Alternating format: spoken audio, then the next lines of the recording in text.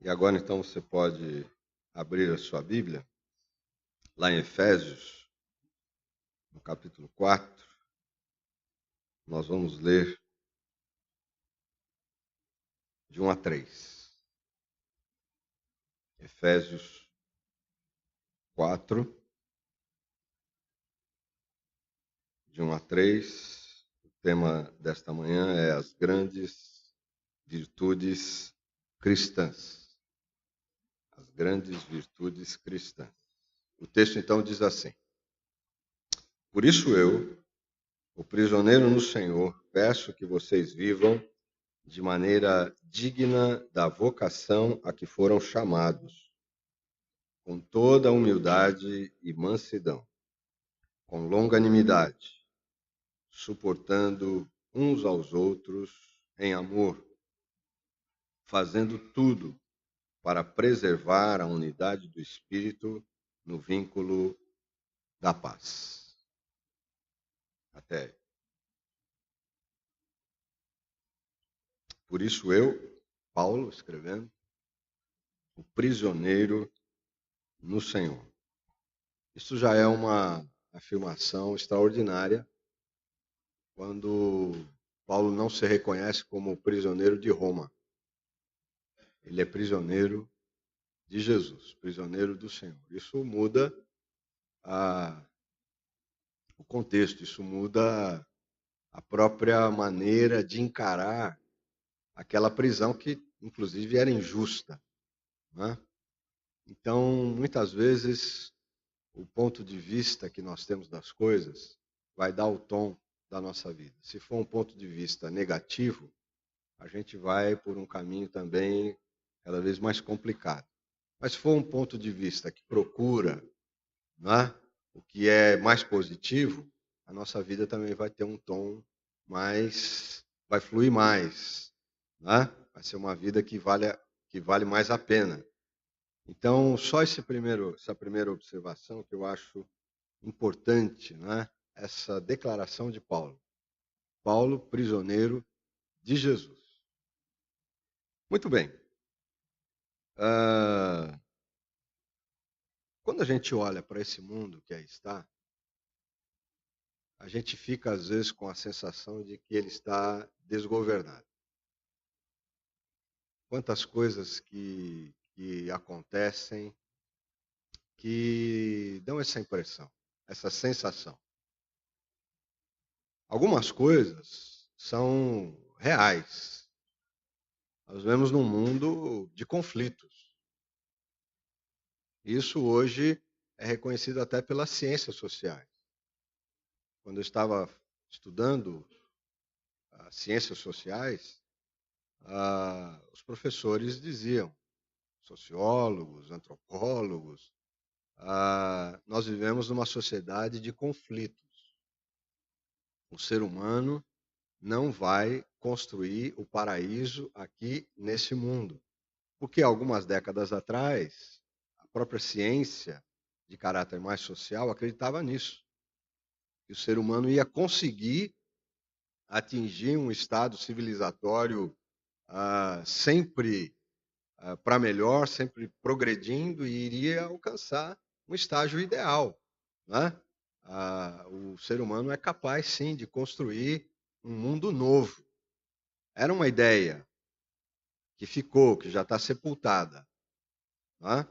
Porque é um mundo de conflitos, é um mundo de barreiras. As barreiras físicas estão aumentando mundo afora, em todos os lugares. E isto significa o quê? Né? Significa muitas vezes um etnocentrismo, ou seja, nós somos um povo superior e não queremos esse povo inferior entrando na nossa área. Então a gente faz o seguinte: a gente constrói um muro, um grande muro, para que esses seres inferiores, pobres, né, não entrem na nossa área. O que está acontecendo hoje lá nos Estados Unidos? O presidente está brigando com o Congresso. Essa briga chegou a paralisar o país, parte do país, dos serviços públicos, porque o presidente quer construir um muro, né, para separar definitivamente os americanos dos mexicanos.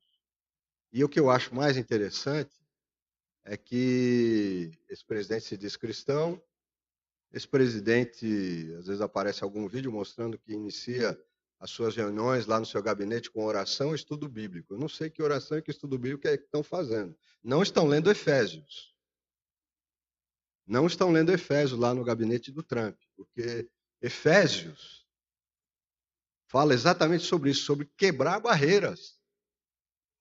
Efésios está dizendo que Jesus Cristo veio ao mundo para unir as pessoas, para aproximar as pessoas, e não para construir muros ou para preservar muros entre as pessoas. É muito claro isso aqui, capítulo 2 de Efésios. Mas agora em Cristo Jesus, vocês que antes estavam longe foram aproximados pelo sangue de Cristo, porque Ele é a nossa paz. De dois povos, Ele fez um só na sua carne e derrubou a parede de separação, ou o muro de separação que estava no meio à inimizade. Isso é o Evangelho. É um Evangelho sem cor racial. De modo que, como eu disse, esses muros, um grande jornal do Brasil fez uma extensa reportagem sobre isso, os muros físicos, muros e cercas que separam as pessoas mundo afora. Isso tem aumentado.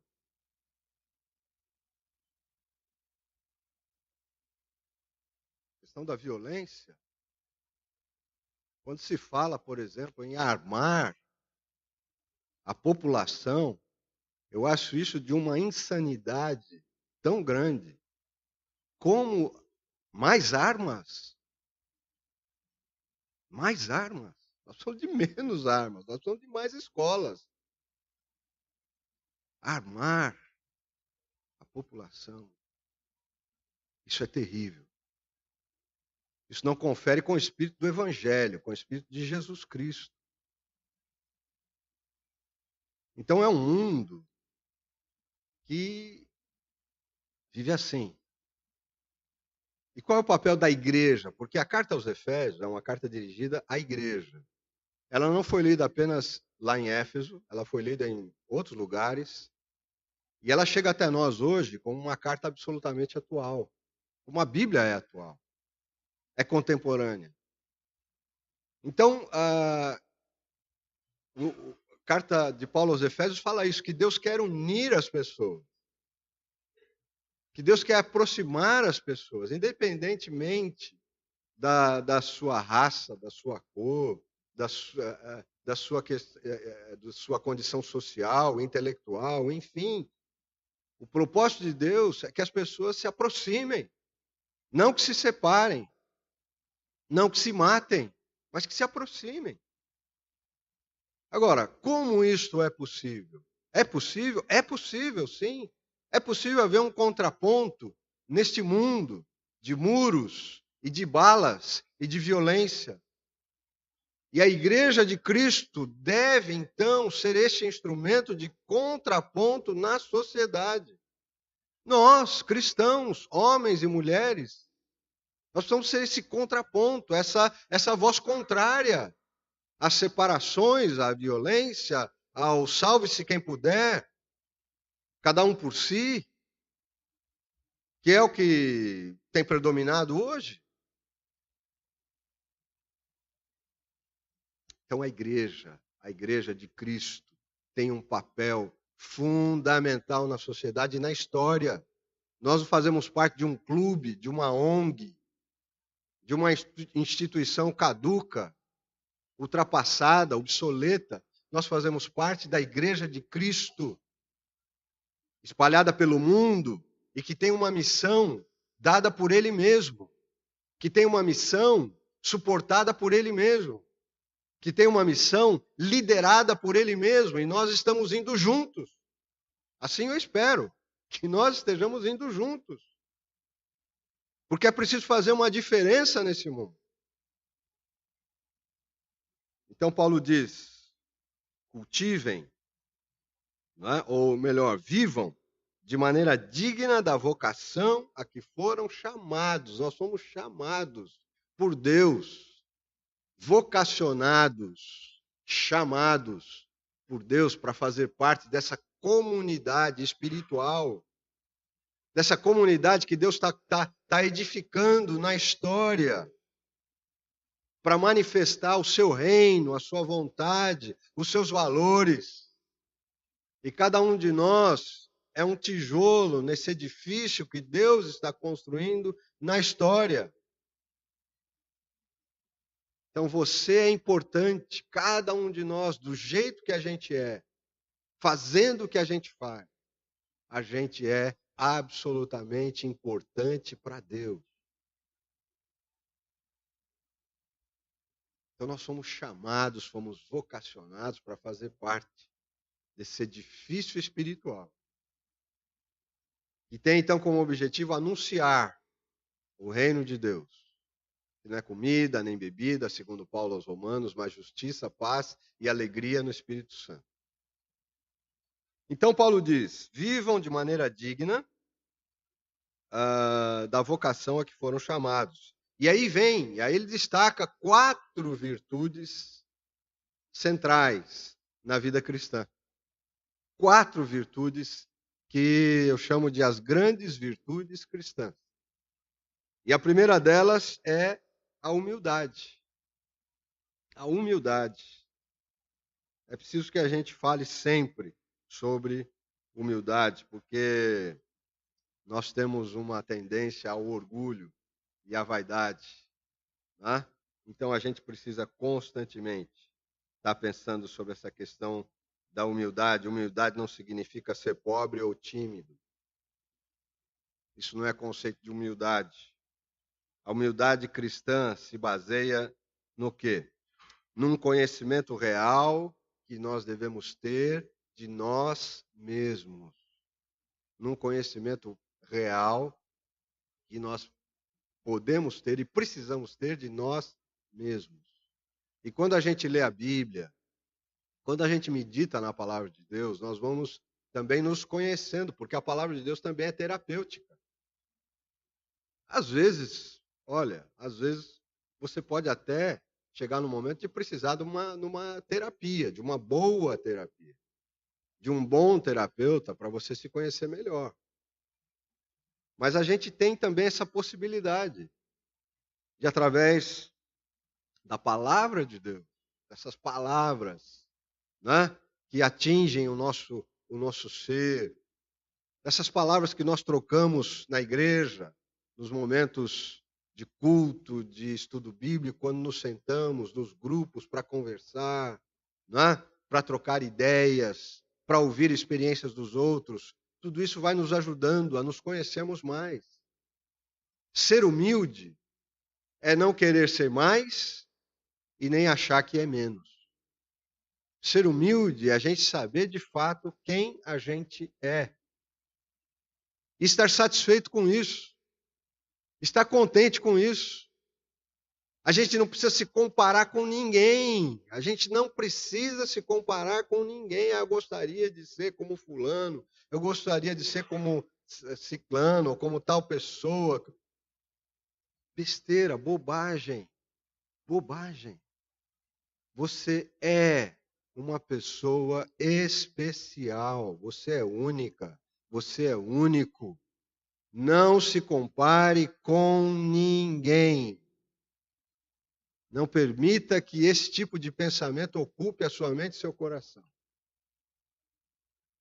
Humildade é isso, é a gente saber quem a gente é. Uma outra base da humildade cristã é que se a gente vai fazer uma comparação com alguém, a gente tem que se comparar, sabe com quem? Com Jesus. É com Jesus que nós precisamos nos comparar. Né? E quando a gente se compara com Jesus, a gente fica no nosso lugar. A gente fica no nosso lugar. Então, se há alguém com quem você precisa se espelhar, esse alguém é Jesus. Tá? Então fique tranquila. Fique tranquilo. Você é o que é. Nem mais alto, nem mais baixo. né? Nem mais isso, nem você é o que é. E uma outra base da humildade cristã é termos a consciência de que nós somos criaturas. O grande problema do ser humano, desde o início, lá no Jardim do Éden, qual foi? O grande problema daquele casal foi querer ser como Deus, querer ser igual a Deus. E esse é o grande problema ainda do ser humano, é querer ser Deus, é querer ser igual a Deus. Não ter a consciência de que é criatura, criatura, que o ser por excelência é Deus.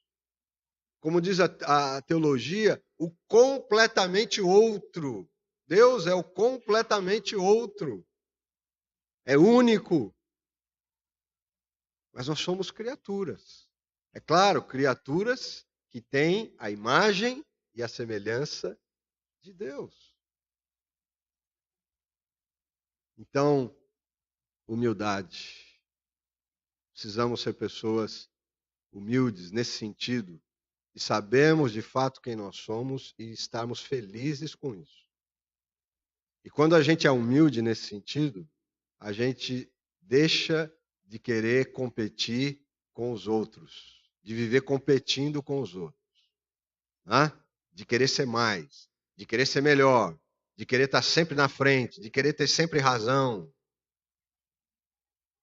Isso tem sido uma desgraça, inclusive na vida da igreja, quando há competição. Eu me lembro, deixa eu contar um caso aqui, até contei na minha classe da escola dominical domingo passado, nessa questão de competição dentro da igreja. Eu era garoto, era adolescente, pré-adolescente, eu estava um dia na igreja e acho que era um sábado, a gente ia jogar ping-pong na igreja e eu estava lá. Mas havia duas famílias, né? Uma igreja pequena, lá em São Bernardo do Campo, lá em São Paulo, né? E havia duas famílias na igreja que estavam brigando. Brigando por quê? Pelo quê? Brigando por causa do órgão da igreja. Porque as duas famílias tinham, cada uma tinha uma filha que era organista. E instalou-se uma guerra. Porque cada uma queria que a sua filha tocasse mais vezes o órgão da igreja. Não, minha filha toca melhor e ela tem. Não, porque a minha. Gente, eu presenciei isso. Sem querer. Presenciei essa briga dentro do templo. Brigando. Por causa do órgão da igreja. Quem vai tocar mais? Quem vai aparecer mais? Insultando. Insultando um a outro. O que é isso, gente? Isso é mundanismo puro. Isso é mundanismo puro. Mas quando a vaidade fica de lado, né? Quem vai tocar mais, quem vai aparecer mais, quando a vaidade fica de lado e a humildade prevalece, cada um sabe quem é, o que pode fazer, e o que pode fazer faz com alegria, né? Com simplicidade, isso abençoa. Então a humildade, não a competição, não querer ser melhor, ser maior, é humildade. Eu sei quem eu sou e estou feliz com isso. E quero servir a Deus do jeito que eu sou. Em segundo lugar, Paulo diz que é preciso cultivar a mansidão. Mansidão traz a ideia de equilíbrio. Equilíbrio. Ser manso. Ser equilibrado. O grande filósofo Aristóteles dizia o seguinte: a virtude está no meio. A virtude está no meio. Equilíbrio. O grande teólogo e pastor anglicano Robson Cavalcante, já falecido, ele, num dos seus livros, ele diz o seguinte, que a sociedade é como o pêndulo de um relógio. Ela está uma hora num extremo, outra hora num outro extremo. Ela vive de extremos. Uma hora proíbe tudo, outra hora libera tudo. Na verdade, a virtude, então, concordo com Aristóteles, que a virtude está no meio. E a palavra de Deus, quando nos fala de mansidão, está falando exatamente dessa virtude, do equilíbrio. Do equilíbrio. E nós vivemos, então, numa sociedade muito desequilibrada, assimétrica, de compulsões. As pessoas se deixam levar pelas compulsões. Não é? Uma série de coisas. Hoje as pessoas não conseguem se desconectar do seu celular. Muitas pessoas não conseguem. Já foram dominadas pelo celular. Pessoas que acordam de madrugada para ver se tem alguma mensagem no celular. Pessoas que estão precisando de tratamento psicológico porque não conseguem se desplugar, se desligar. O que é isso? É um desequilíbrio. Não é? Desequilíbrio total. Desequilíbrio. Pessoas que se transfiguram quando colocam a mão no volante de um automóvel. Né? É uma pessoa bacana, né? Legal, assim, tal. Mas quando coloca a mão, né, no volante de um automóvel, ela se transfigura e vira uma pessoa impaciente, violenta, que briga com todo mundo e xinga todo mundo e aquela coisa, aquele furor ao volante de um automóvel. Desequilíbrio. Desequilíbrio. E isso, inclusive, tem gerado muita violência e muita tragédia. Você sabe disso. Muita tragédia. Desequilíbrio. As pessoas. A mansidão é aquela virtude, então, que nos dá uma vida, como se diz, uma vida mais centrada. Proporciona uma vida mais focada em coisas que realmente são importantes.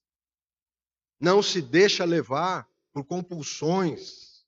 Não se deixa dominar por isso ou aquilo que faz a vida descarrilhar, que isola a pessoa dos outros, que faz adoecer.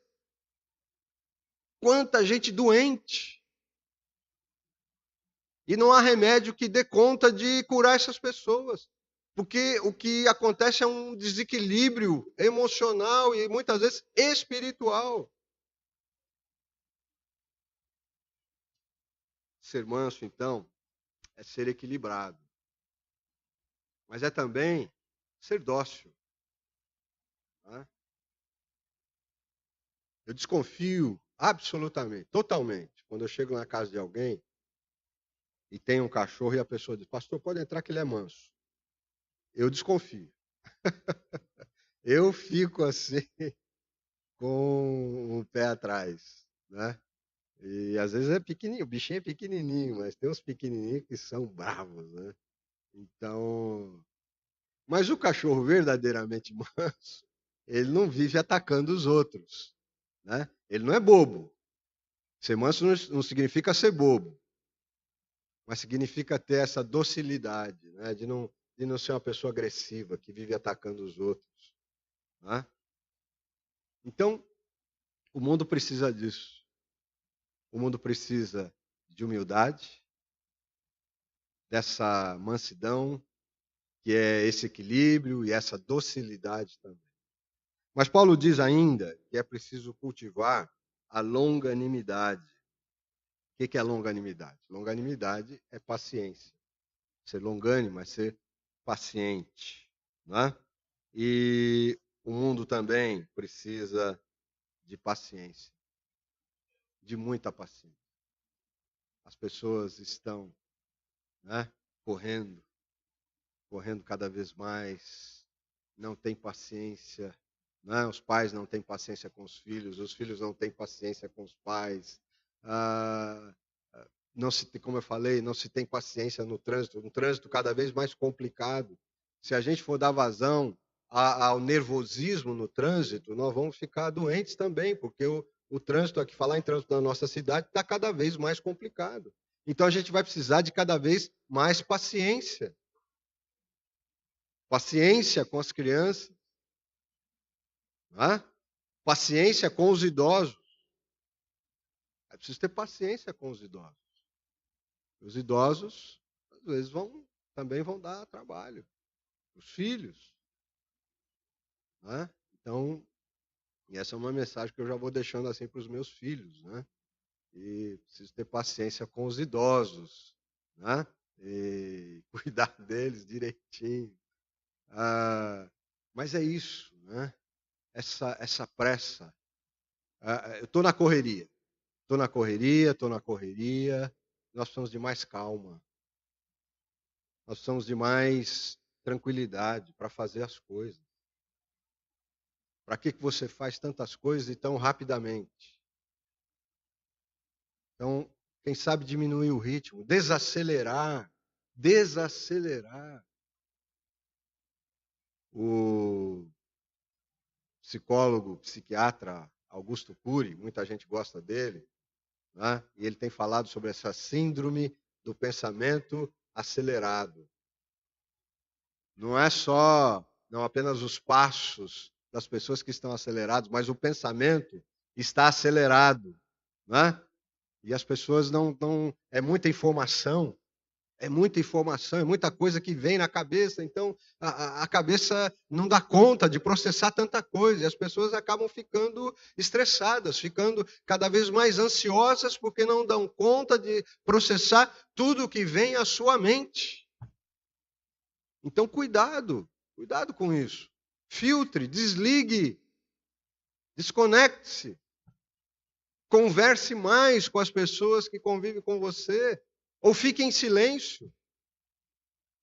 Tenha momentos de meditação. Né?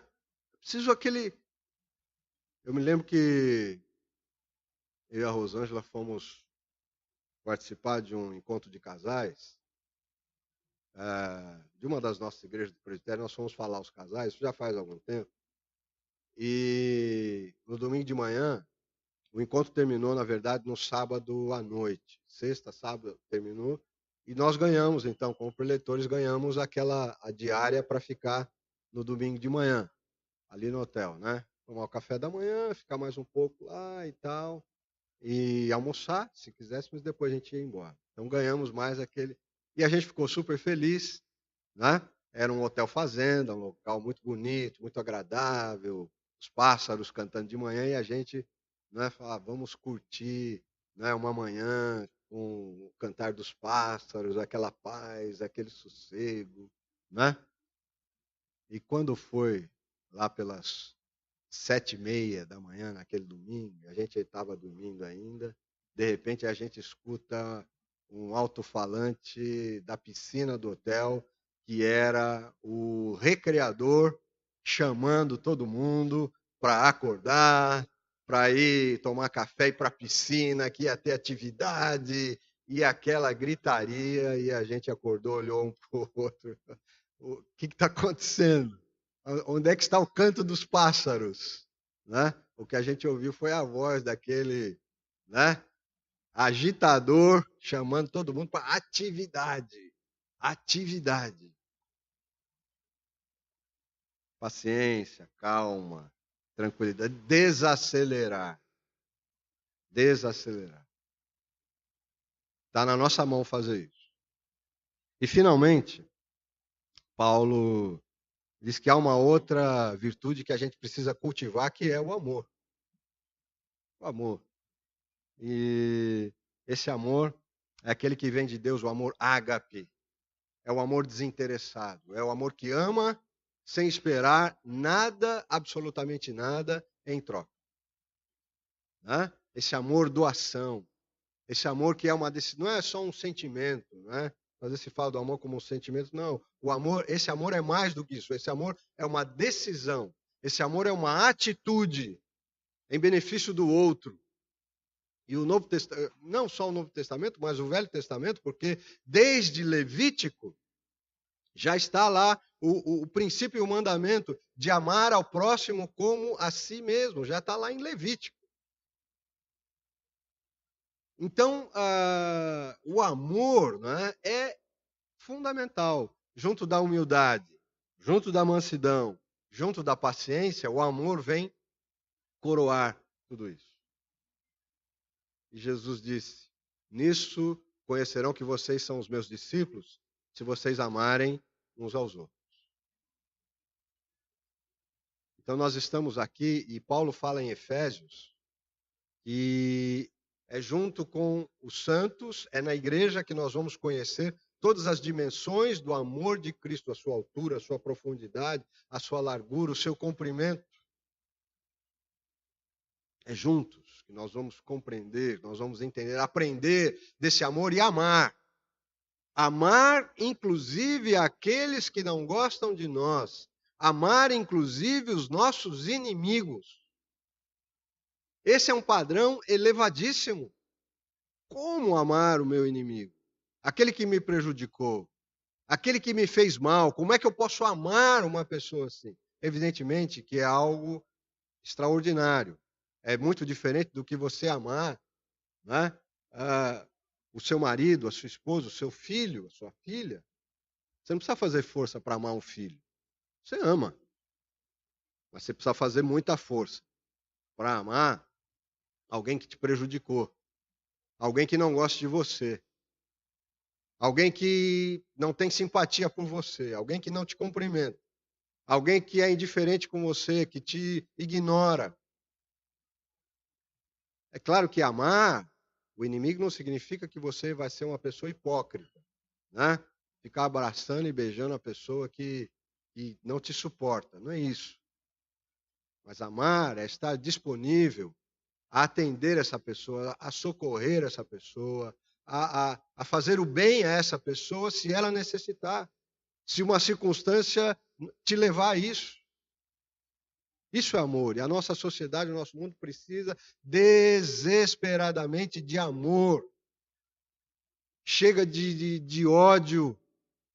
E é muito interessante que lá em São Paulo, a maioria dos casos que vão para a justiça hoje se referem à violência por causa de religião. A religião tem sido um canal de violência que tem separado as pessoas, que tem afastado as pessoas. Que é isso? Isso é um absurdo. Se falamos de religião cristã, então, a religião cristã, ela deve aproximar as pessoas, unir as pessoas. Então, gente, amar. É preciso amar. 1 Coríntios 13, texto conhecido de todos. Posso fazer 1000 coisas, mas se não tiver amor, essas coisas não valem nada. Subsistem a fé, a esperança e o amor. Esses três. Mas o maior deles é o amor. Então, nosso coração precisa estar cheio de amor. Muito bem. Então é isso. As grandes virtudes cristãs que cabe a nós cultivar. Cabe a nós pedir que Deus vá nos ajudando a crescer, a entender o que é ser humilde, o que é ser manso, o que é ter paciência e o que é verdadeiramente amar. E a igreja precisa ser caracterizada por isso. Por humildade, por mansidão, por paciência e por amor. E todos nós, quando cultivamos essas virtudes, nós vamos abençoar a igreja. E esse é um trabalho também do Espírito Santo, porque Paulo diz, fazendo tudo para preservar a unidade do Espírito no vínculo da paz.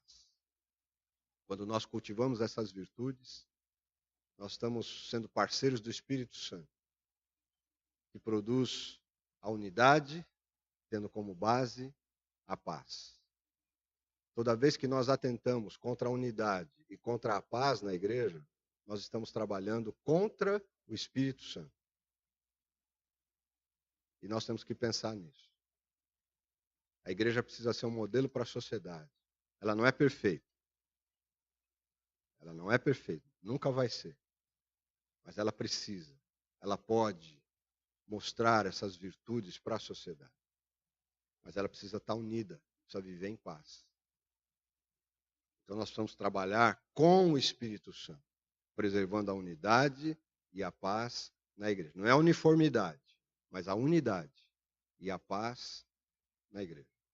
Para que a igreja, sim, possa abençoar a cidade, a sociedade, possa ser esse instrumento que Deus quer que ela seja. Que a gente, cada um de nós, possa ser assim. Que nós possamos estar cultivando essas virtudes com a ajuda de Deus, é claro, mas que contribuamos sempre para a unidade e para a paz na igreja, trabalhando com o Espírito Santo e não contra o Espírito Santo, entristecendo o Espírito Santo ou até apagando o Espírito Santo, como Paulo escreve nas suas cartas. Deus então nos abençoe. Amém.